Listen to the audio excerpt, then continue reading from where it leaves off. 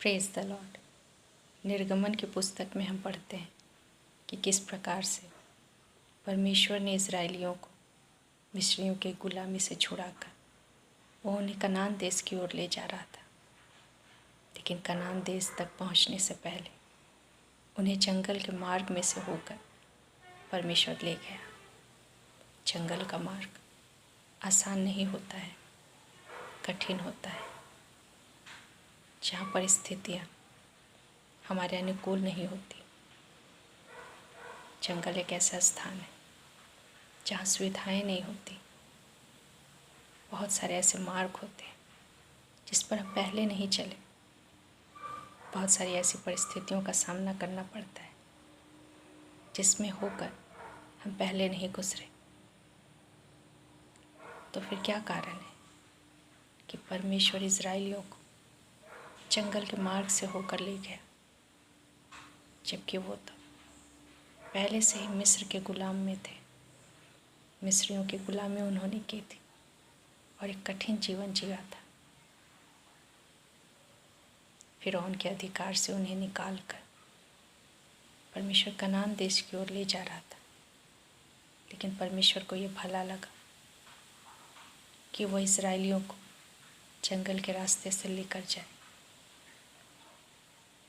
जब हम इन वचनों को पढ़ते हैं तो कई बार हमारा ध्यान इन बातों की ओर जाता है कि परमेश्वर ने ऐसा क्यों किया, क्योंकि इज़राइली तो पहले से ही गुलामी में थे और ऊपर से जंगल का कठिन मार्ग।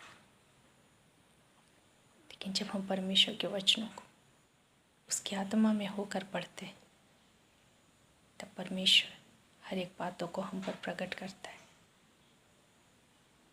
आज हमारे जीवन में भी हम कई बार इस बात को अनुभव करते हैं कि हम भी ऐसे कठिन परिस्थितियों से होकर गुजरते हैं जो हमारे लिए बिल्कुल अनजाने हैं।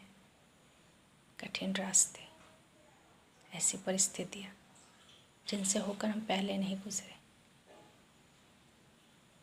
इज़राइली भी ऐसी परिस्थितियों का सामना कर रहे थे।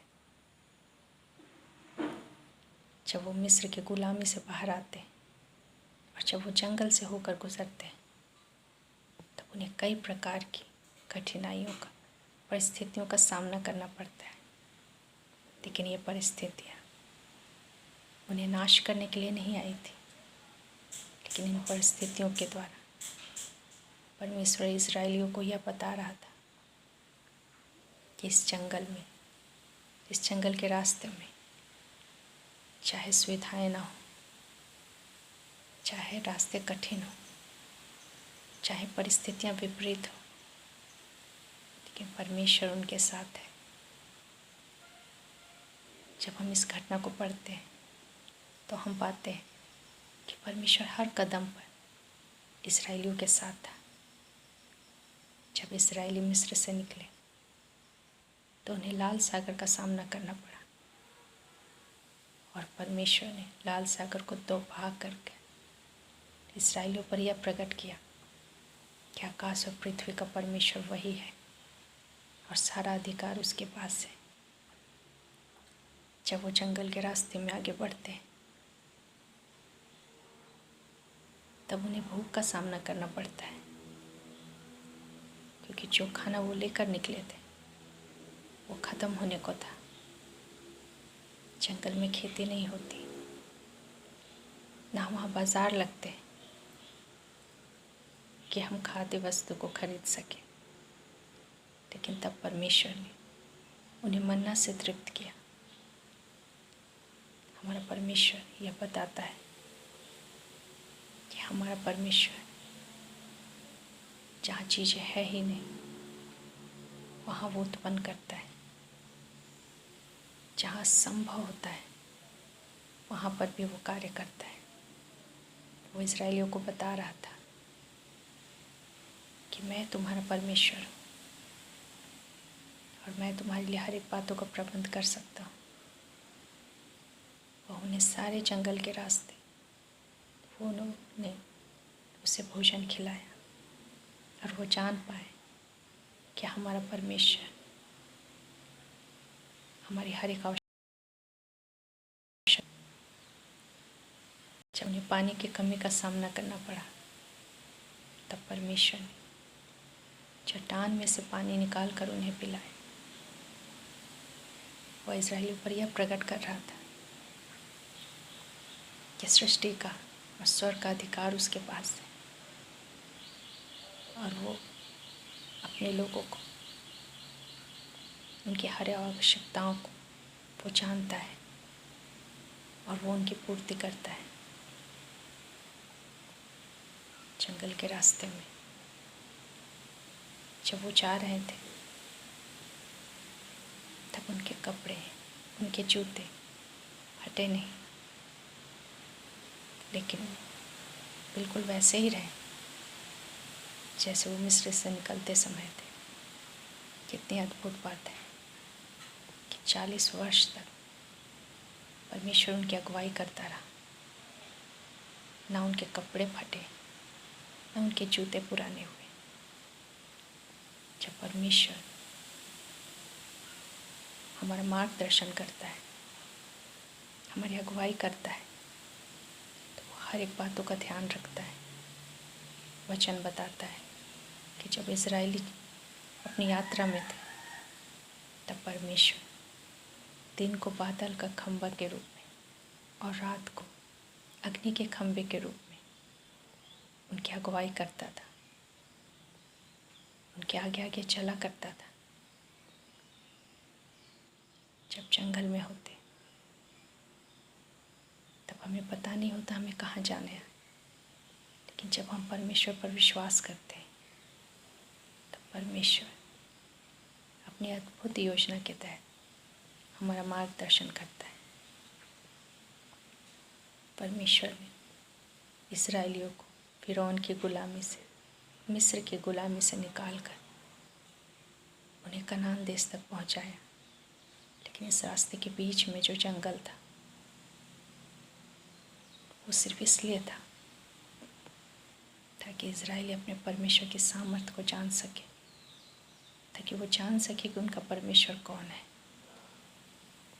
और वो हर बातों का प्रबंध करने वाला ईश्वर है।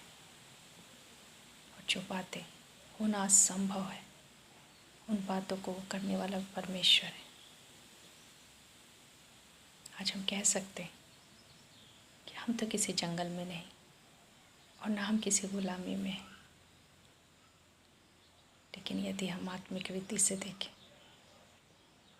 तो सचमुच आज भी हम गुलाम हैं उस दुष्ट शैतान के, जो लोगों को कष्ट देता है, तकलीफ़ें देता है, उन्हें गुलाम बना कर रखता है, आज़ाद नहीं करना चाहता। लेकिन हमारा परमेश्वर हमें उस गुलामी से निकाल कर अपने राज्य में ले जाना चाहता है, उस अनंत जीवन में ले जाना चाहता है जहाँ वो स्वयं है।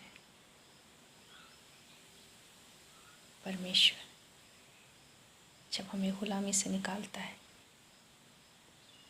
और जब वो हमें अपने राज्य की ओर ले जाता है, जो हमारी मंजिल है, जिसके हम अधिकारी हैं, जिसके हम वारिस हैं, जिसकी प्रतिज्ञा परमेश्वर ने हमारे लिए की है,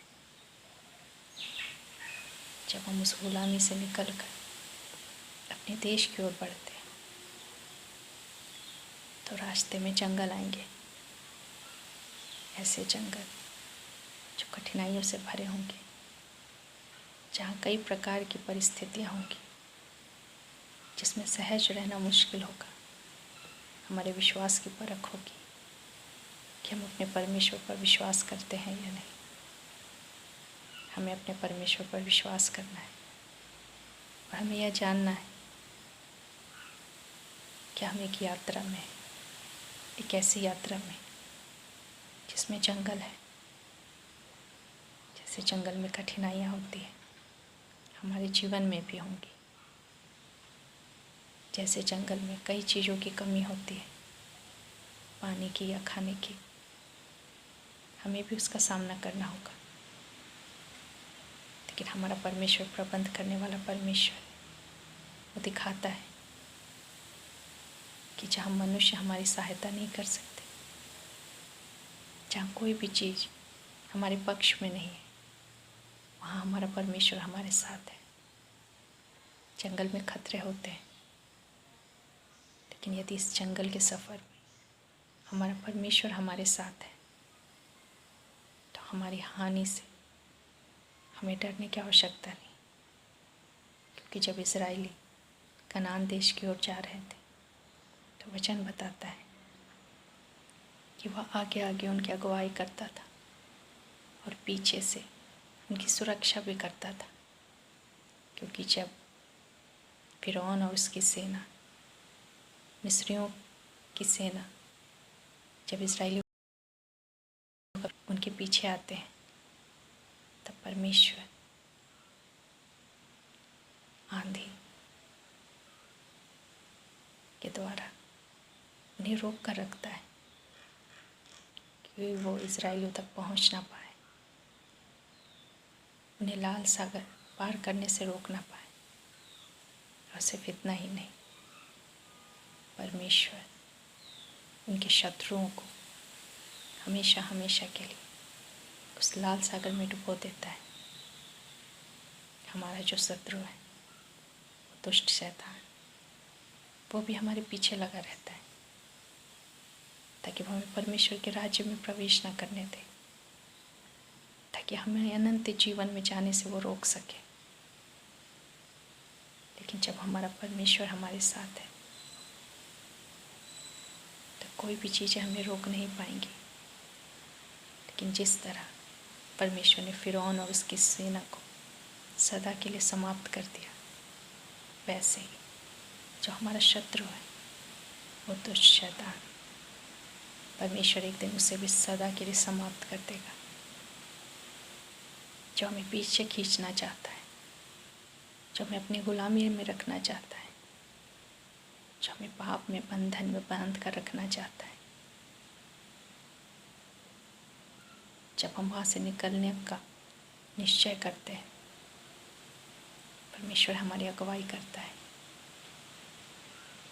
जब हम उसके वचन के अनुसार चलना आरंभ करेंगे तो कठिनाइयाँ आएंगी, दिक्कतें आएंगी, कई कमी घटियाँ आएंगी हमारे जीवन में।